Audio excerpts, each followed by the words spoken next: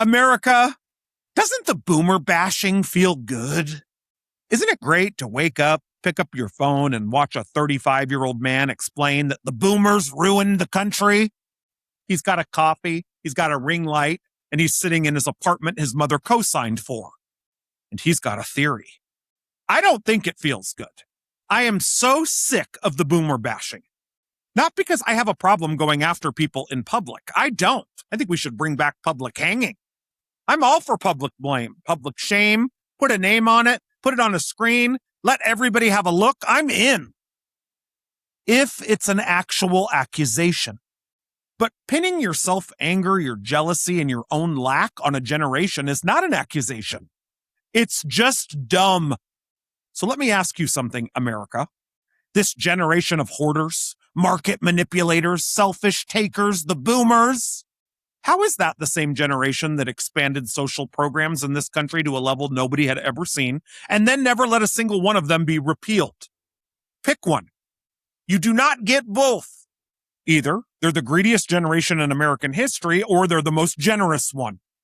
Right now, we're saying both in the same week, sometimes in the same article, and nobody blinks. That is not an investigation.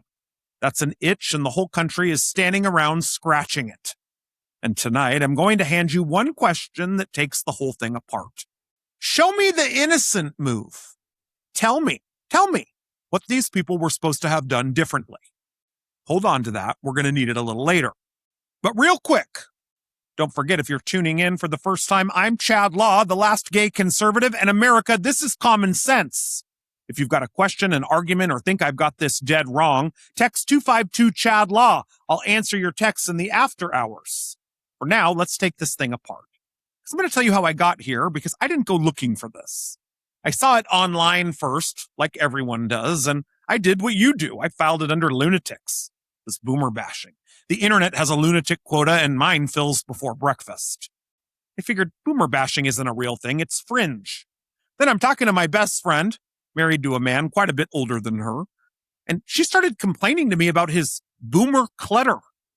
Not an anonymous account, not a stranger with a cartoon avatar, a friend, about her husband in her own house. That's when I stopped filing it under lunatics. So I did the thing I'd recommend to anyone about anything. I asked, picked up the phone, called my parents, and asked them flat out whether boomer bashing happens to them. Apparently it does. It happens to them. My mom happens to look a lot younger than she is. That matters. It's not just a brag, so stay with me. She's at the salon getting her hair washed. The young woman at the sink in her 20s has no idea who she's talking to. And she goes off on a full diatribe. People over 60 are this, people over 60 are that. They got theirs and they wrecked it for the rest of us. My mom let her finish. My mom's a very polite person, unlike me. But she said very politely, hey, just FYI, you're talking to one of those people. And here's the part that got me. My mom wasn't offended, not even a little. She was more so shocked, and not at the rudeness, just at the scope. Because look at what that girl actually charged her with. One age group is responsible for the economy, for the housing market, for social programs, for international relations. International relations. My mother was a public school teacher. And that young woman is not the villain of the story, don't get me wrong. She didn't invent any of it. Somebody handed it to her fully assembled, and she was just repeating it the way you repeat anything everyone around you already believes. She wasn't being cruel. She thought she was making conversation. That was her job. So don't blame her either. I think that's actually worse, because at least cruelty you can argue with. That was just the water, I guess, just a fact. Then there's my dad. My father's one of those guys who reads the political sites and gets into the message boards, Breitbart and places like that. Conservative sites, his people. You know what they hit him with when they don't feel like answering him? I just learned this. They say, okay, boomer, in the comments. On a conservative message board from his own side. He makes an argument, and instead of an answer, he gets a birth year handed back to him like it's some kind of receipt. So nobody can tell me this is a left-wing thing. My mother got it from a stranger at a sink, and my father gets it from the guys he already agrees with. Oh, and while they're at it, those same message boards call my dad homophobe regularly. His son is the last gay conservative. I say the word in every first sentence of every episode I have ever made. But sure, homophobe. Somebody typed it, so it must have been checked, right? And I know what you're thinking, because I thought it first. Who cares what a comment section says, Chad? And I agree. That's the point. One comment is noise. The same comment from strangers on the left and the right arriving in place of an answer every single time is not noise. That's a pattern. And what's the name of the game on this show is finding patterns. And notice something about that clutter line, because it's the whole show in one word. My parents don't have any stuff. There is no bloomer clutter. They're like me. We throw everything out. There is no garage full of coffee cans. There is no bloomer clutter because there is no clutter. The word doesn't describe them. It was never trying to. That's what a birth year does, though. See, it arrives already knowing what you are, and it doesn't check. Let me tell you how I know, since we're being honest. I don't sit down looking for both sides. I never have. I sit down looking for the pattern. Sometimes the pattern lands on the left. Sometimes it lands on the right. Sometimes it runs straight through both of them and nobody claps at all. This one runs through both, and I'm going to show you how. I brought receipts, which I always do, and it's more than the other side has managed in about 5 years of doing this. And before anyone accuses me of being precious about it, complaining about another generation is not new. It's the oldest hobby people have. Aristophanes wrote a whole comedy about it in Athens 2,400 years ago. The plot: a young man goes off, learns the fashionable new way of arguing, comes home, beats up his own father, and then explains to him why it was justified. 2,400 years, same show, just worse lighting. Your grandmother complained about your mother's skirt. Somebody in 1956 was certain Elvis was the end of the Republic, and he wrote it down, and people clipped it out and agreed with him. That's normal. That's people. This, the boomer bashing, not that. And here's how I know. Here's the thing that actually got you this episode. 2 days ago, the Los Angeles Times ran a piece called "Aging Californians Aren't Moving Out of Their Homes," written by a Grace Tahui. Not a comment section, not a kid with a ring light and a theory. The Los Angeles Times, which has editors and a masthead and a byline and an actual person who put her name on it, embarrassingly enough. And they found the culprit. Old people, boomers. The framing, and I'm not exaggerating it, as Californians age, many are choosing to stay put. So even as houses add up, nothing loosens up. Choosing, that's the word.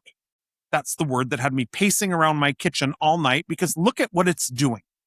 Choosing means it's a decision, a preference, a small, comfortable act of selfishness dressed up for print, run past an editor, and published as the explanation. Grace, if you're watching, and somebody will send this to you, I don't think you're a villain. I think you wrote the story the way everybody writes this story now. That's the problem. This has become the house style. And here's the tell in the house style. Nobody who has ever sat at a kitchen table and run these numbers writes the sentence, "choosing to stay put." You only write that sentence if you've never had to do the math. So here's the whole ladder. It starts as a joke on the internet. Then it's your friend about her own husband in her kitchen. Then it's my mom at a sink from a stranger. Then it's my dad from his own side. And now it's the LA Times. So that's why we're doing this tonight, because I am fed up. But let's do what I always do. Let's take the LA Times at its word and go look. There's a companion version of that story running over at LAist, and they put the question to Dowell Myers, a demographer at USC who studies this for a living. Why don't older Californians move? He came back and said the number one reason why people don't move is just inertia. Inertia. That's the finding. A major American newspaper and a university demographer, and the answer is that an entire generation is just sitting there.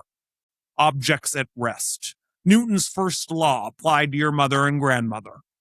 It isn't inertia, ladies and gentlemen. It's arithmetic. Cold, specific, federal arithmetic, and once you see it, you will not be able to unsee it. Let me tell you about my house. I grew up in the mid-90s. My parents bought it for $200,000 in Southern California. And before anybody eyes light up, this was not a nice house. I need you to understand how not nice this house was, because this is the part that gets sanded off every time someone tells this story. The walls were pink, not blush, not rose, Pepto pink. The carpet was royal blue, high pile with wave designs in it, wall to wall, including, and sit with this one, the kitchen. There was carpet in the kitchen where the food is. And the yard was rock gardens. Not a rock garden with plants in it, just rocks. There was not one living thing in that yard, which means nothing could die. So you could call that a strategy, I guess. That's what doing everything right bought two people in the middle of their lives. Here's what everybody gets wrong about their parents' first house, and I said it in the housing episode, and I'll say it louder now. Nobody's parents started with taste. They didn't start with a wine fridge. They didn't start with a mud room.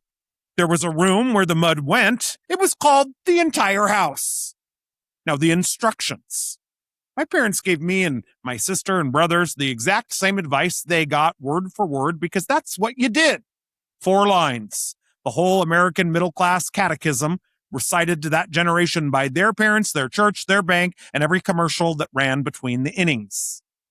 Save 10%, put it down on a house, buy as soon as you possibly can, get a secure job, get the 4-year degree.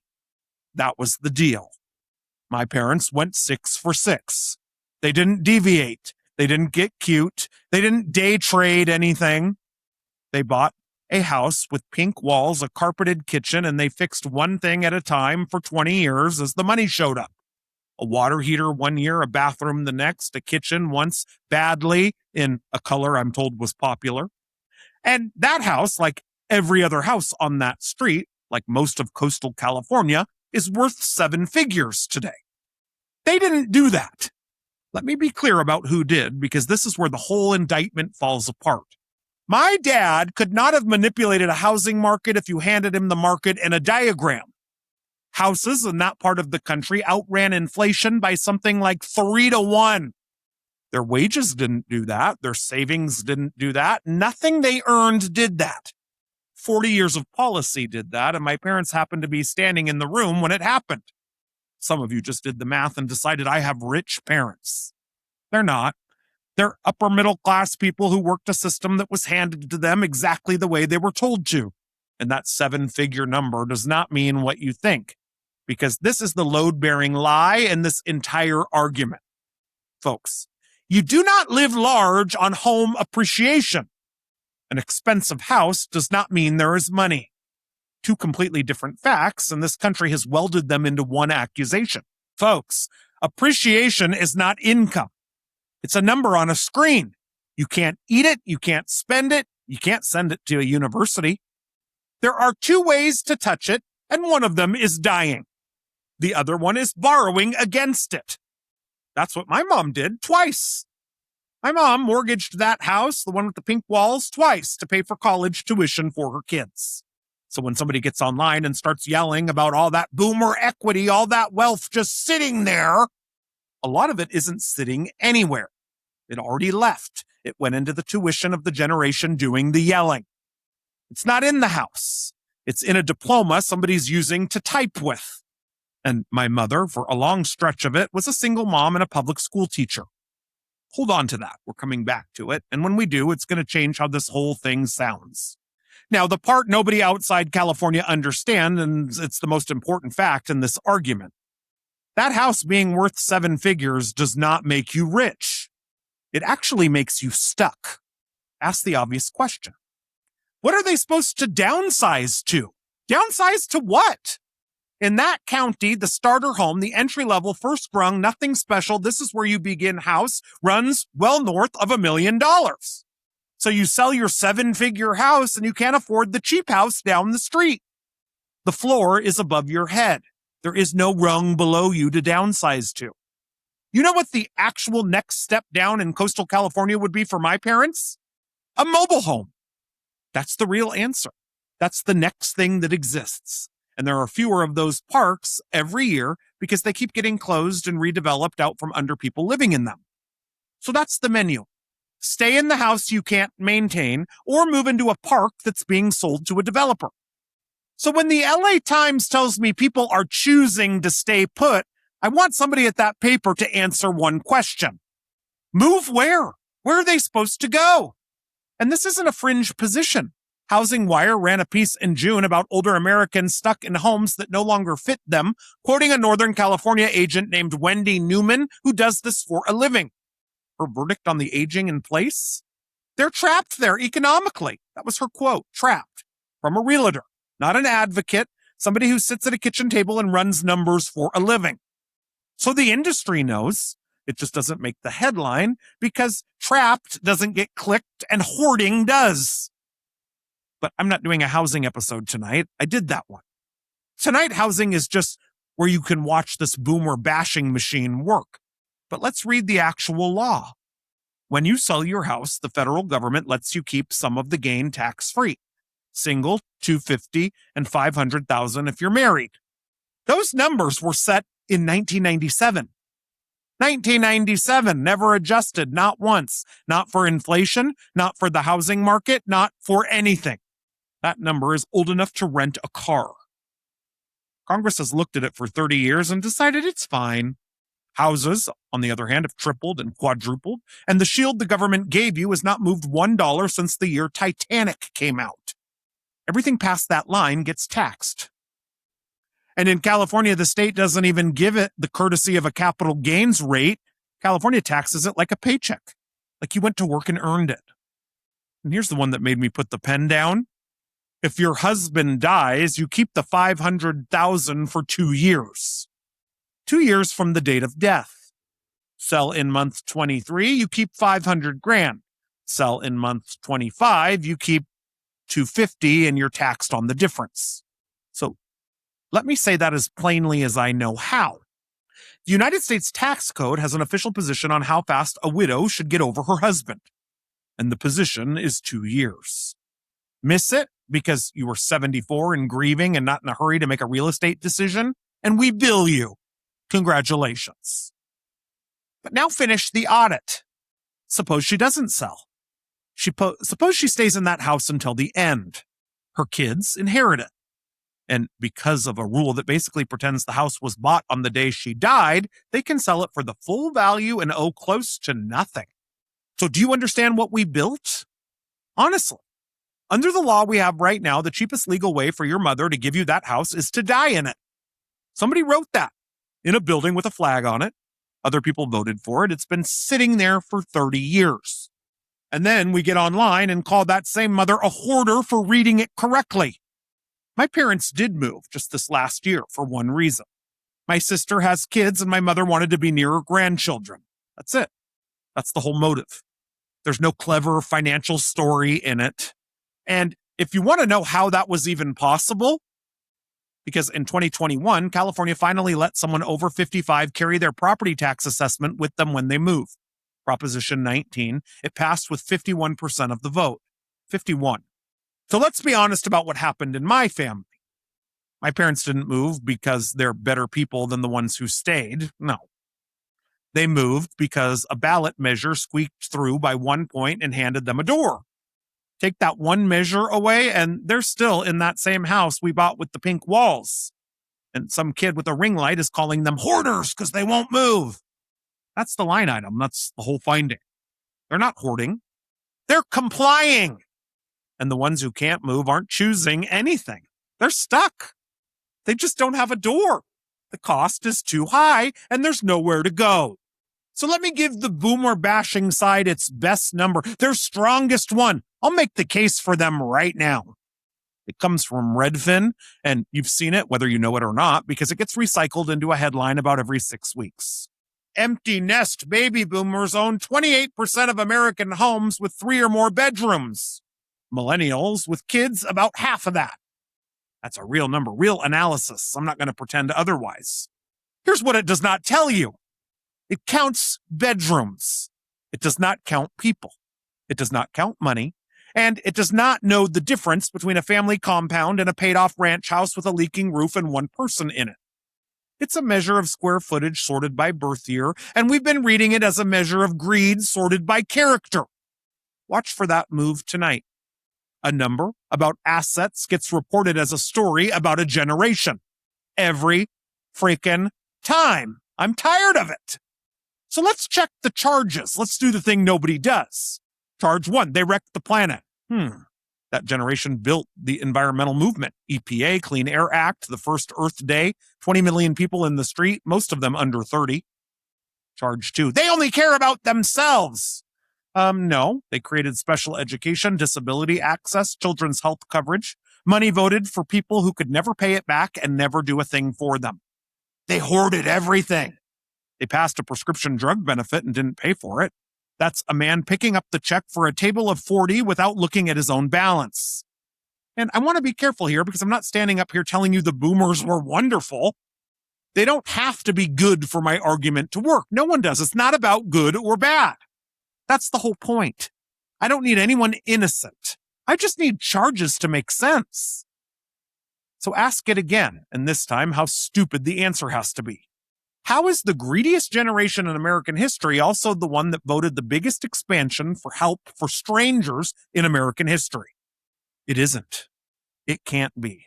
One of those is a lie. And there's only one explanation that survives, and it should make everyone uncomfortable, including my side. A hell of a lot of boomer resentment isn't generational at all when you peel it back.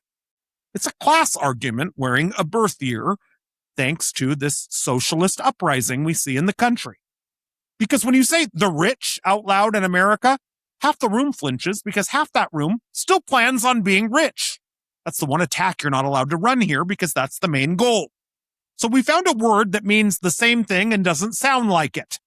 Say boomer, and everyone knows exactly who's meant. Somebody with a house, somebody with equity, somebody comfortable, God forbid. And nobody feels personally indicted, and it doesn't sound like a political theory. It's great. Sounds like a joke about your mom jeans or your dad on Facebook. That's how this survives contact with the record. A lot of the time, it was never describing a generation at all. It was describing an asset and pointing at whoever's holding it. You can prove that in 4 seconds.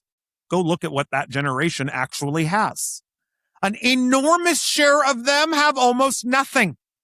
No pension, next to no retirement savings, living on Social Security and whatever's left. They're not in the joke.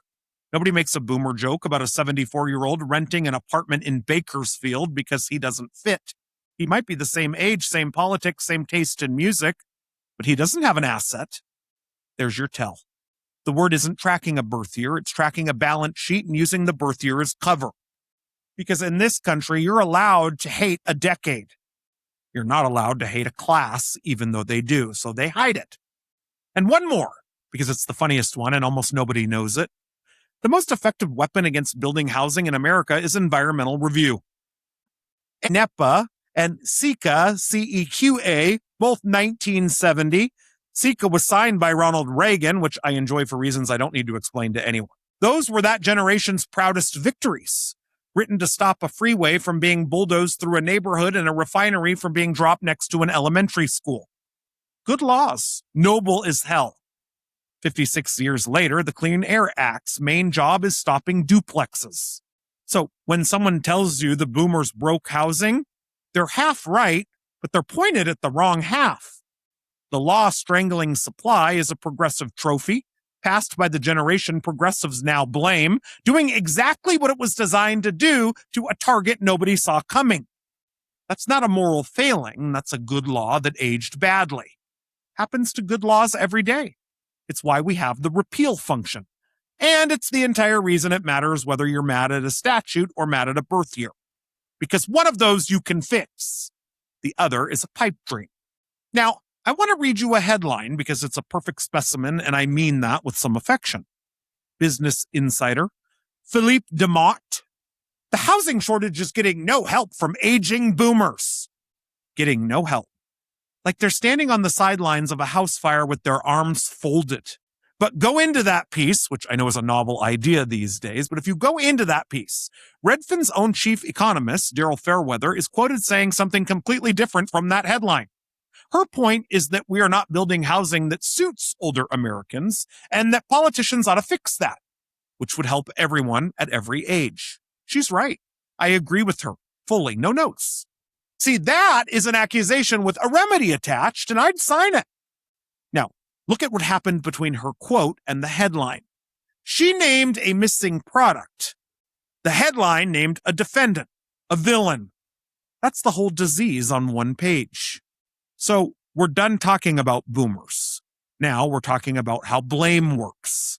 And I'm going to give you the thing I promised you at the top. It's got a name in 2 parts, and you can use it on anyone, on any subject starting tonight. We'll call it the innocent move test. But first, why any of this is happening, and it's barely even about boomers. It's free. That's really why. That's the mechanism. It costs nobody anything to blame boomers. See, every other group in this country has somebody who shows up. Somebody makes a call, somebody writes a letter, there's an organization, there's a hashtag, there's legal exposure, there's a guy from HR. There is no anti-defamation league for a birth year. They're large, they're identifiable, they have no advocacy apparatus, no protected class exposure, and most of them aren't on the platform where it's happening in any form that lets them fight back in the same register. You can say anything about them in public under your own name and nothing happens to you. You see, blame is fluid. It runs downhill, and downhill means whoever can't sue you. And once you understand it's free, both halves of the test start to make sense. Part 1. Do the accusations contradict each other? See, a real accusation is damaged by contradiction. Point out the inconsistency, and it has to answer or back up. Blame, on the other hand, doesn't care. You can set, they hoarded everything, and they gave everything away side by side, and nobody blinks because the contradiction was never load-bearing in the first place. Here's the order of operations. This is how you catch it every time. Evidence, then verdict. That's an accusation. Defendant, then evidence. That's blame. The second one gets collected afterward by different people who already knew who was guilty, which is exactly why the charges don't line up. Nobody ever compared them. Comparing them was never the point. It's just to have the blame game. Because why would you proofread something that costs you nothing to say? Part 2. And this one ends arguments. This is my personal favorite. Just ask one follow-up. What should they be doing right now or back then that fixes this? Then watch which direction it goes. You see, a serious accusation gets more specific under a question. It narrows. You get a mechanism or a date, a bill, a number. Blame gets vaguer. It widens. It changes the subject, or it says the original thing again, louder with more feeling.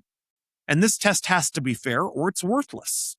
The bar is not, do you have the solution? Plenty of true accusations come from people who don't have the fix. The bar is, can you describe what a fix would even look like?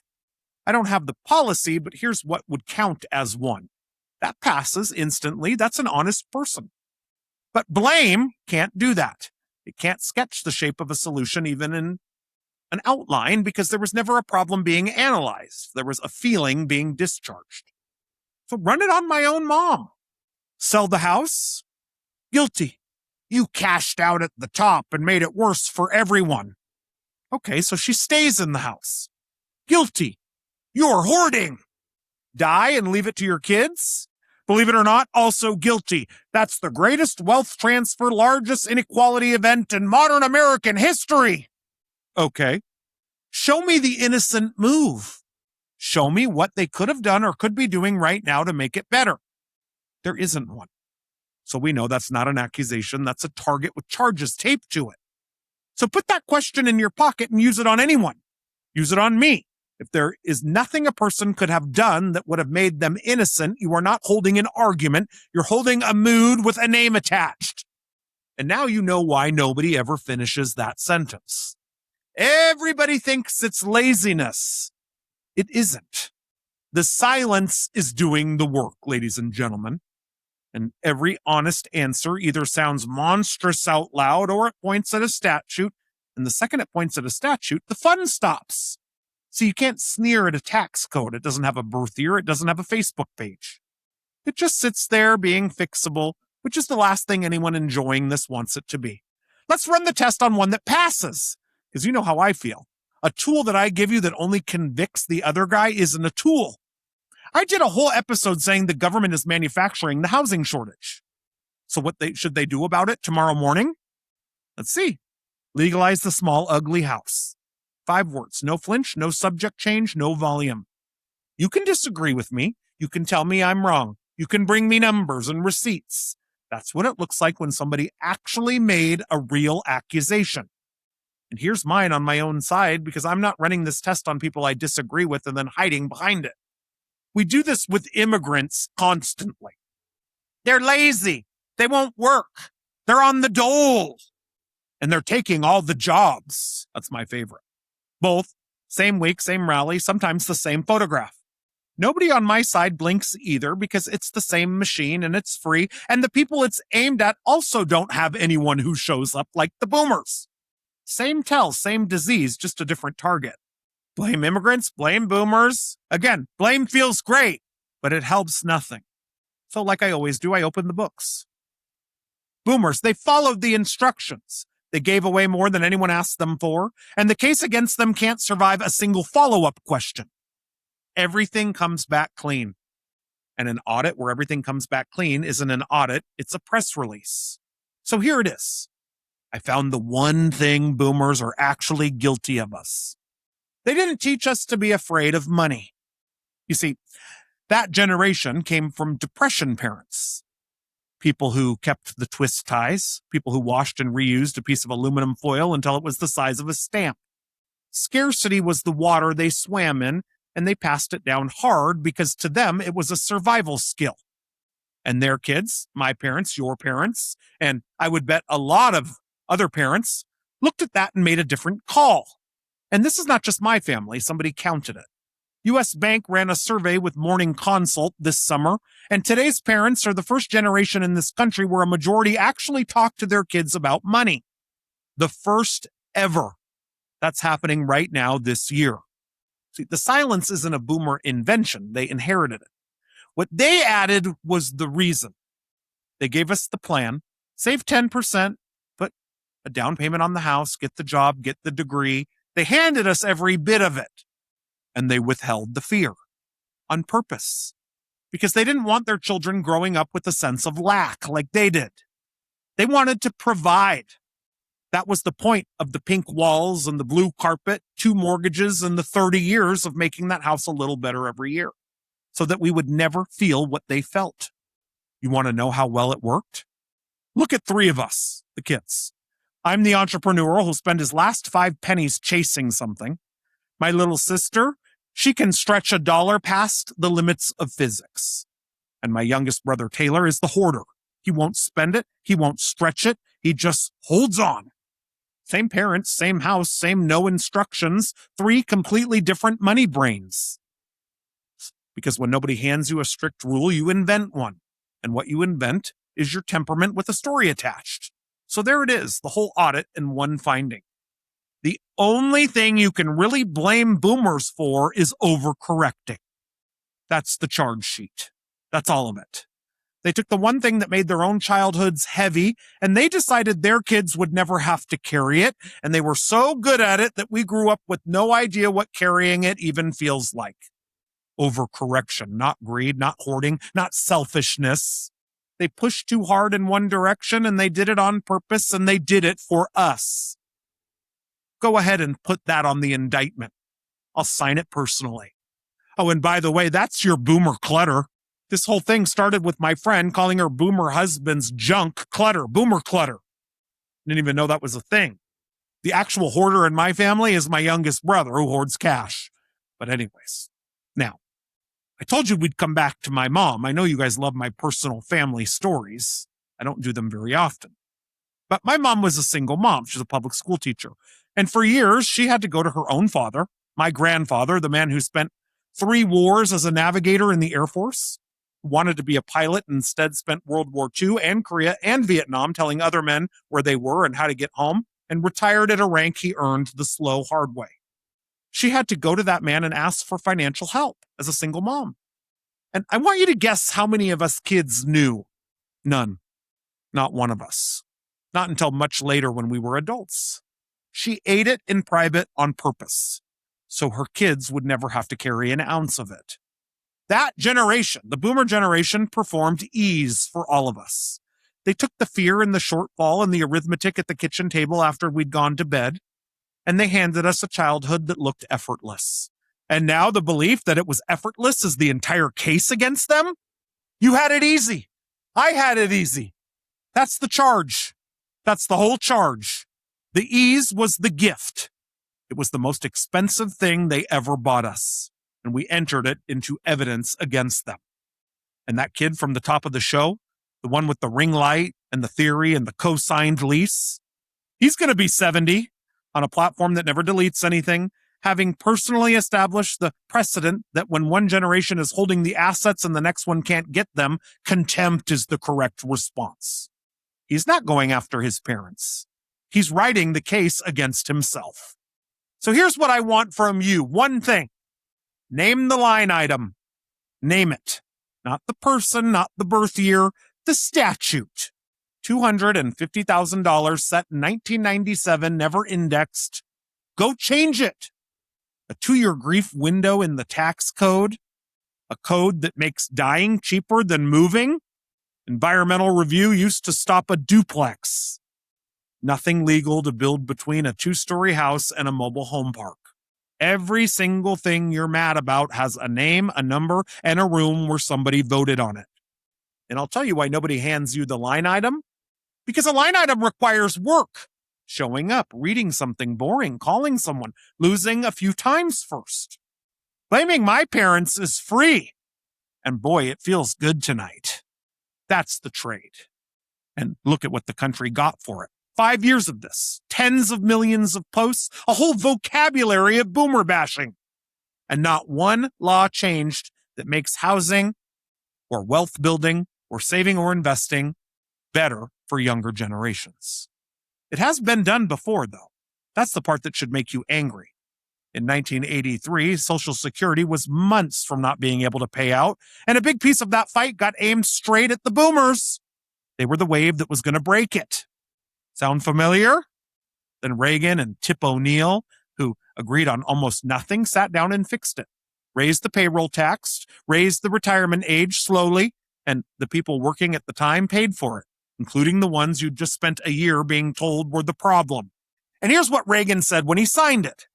It assures the elderly that America will always keep the promise made in troubled times a half a century ago. It assures those who are still working that they, too, have a pact with the future. A pact with the future. There was no shortage of generations to blame that year. They didn't reach for one. They found the line item and they changed it. Go figure. What a radical concept. My parents followed every instruction we gave them. They handed forward more than anybody asked. And they hid what it cost them so we'd never have to feel it. They didn't choose any of this. So leave my parents and the boomers out of it. And America, that was common sense on a Thursday special. Stick around for the after hours while I answer all the texts that came in during the live show. All right, we're here. Let's get into these texts. Dana, ending in 8814. She says, Chad, I cannot get past the carpeted kitchen. Was there also carpet in the bathroom? I need to know. Dana, I've thought about that kitchen more this week than in the 20 years I lived there. Yes, the bathroom was carpeted, but I can't exactly remember, but I'm pretty sure. I'm going to say that a house with pink walls and a yard made entirely of rocks was not a house where anyone was drawing hard lines where the carpet stops. And my parents didn't buy that. They bought a location and inherited somebody else's taste. That's what everyone's parents did. Nobody walked in and said, you know what this needs more of? More blue carpet. No. Great question. All right, Marcus 3327. Prop 19 is a California thing, Chad. Your whole argument is a California argument. Most of the country doesn't have this. You're half right, and the half you're wrong about is the more interesting half, so let me correct myself in public. Actually, almost every state has a senior property tax relief. There's exemptions, freezes, deferrals, credits. Go look up your own state. You've probably got 2 or 3 of them right there. So no, California did not invent being nice to old homeowners. But look at what all that relief actually does. An exemption cuts your bill on the house you're in. A freeze locks your assessment on the house you're in. A deferral postpones the tax on the house you're in. Every single one of them is relief for staying. Prop 19 is different because it's relief for moving. It lets you take the deal with you. And that version is rare. Texas actually did it first. Voters there passed it in 1997, and a senior can carry that school tax freeze to a new house as a percentage. Florida lets you save your Save Our Homes benefit, and in 2020, they voted 74% to give people 3 years to do it instead of 2. 2 red states quietly doing the smart thing. After that, the list gets short in a hurry. So thank you, because your correction makes my point worse for the other side, not better.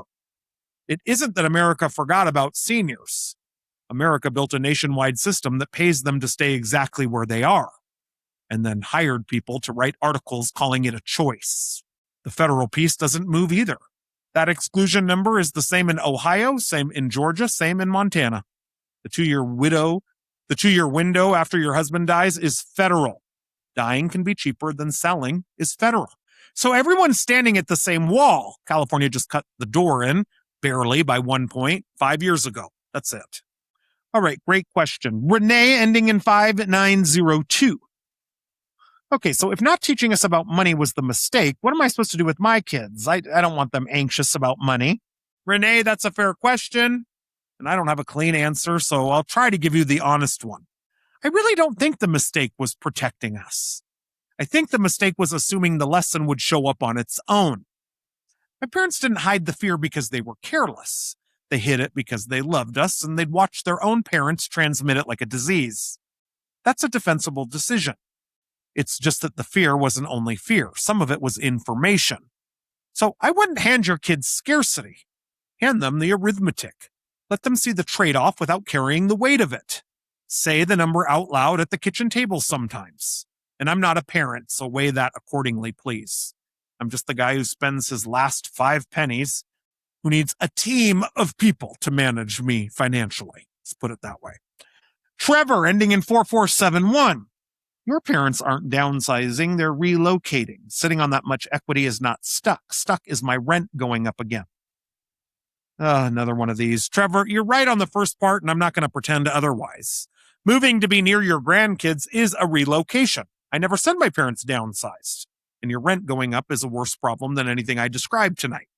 Here's where you've got it wrong, and it's the piece almost everyone misses, so don't feel bad.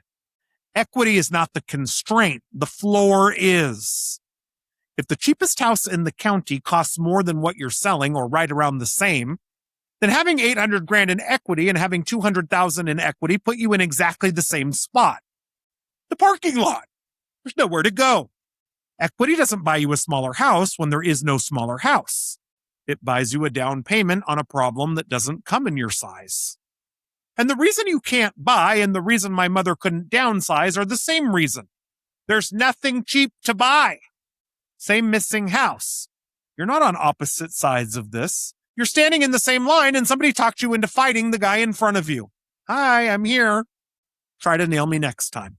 All right, Kyle, 2065. Respectfully, you did an hour defending your own parents. Oh, here we go. That's not analysis. That's a son. Of course you landed where you landed. Yeah, nice try, Kyle. Maybe a little fair. Let's do that. You know, I am not a neutral party. I never have been. I told you that in the first 2 minutes. I didn't bury it in a disclosure at the end.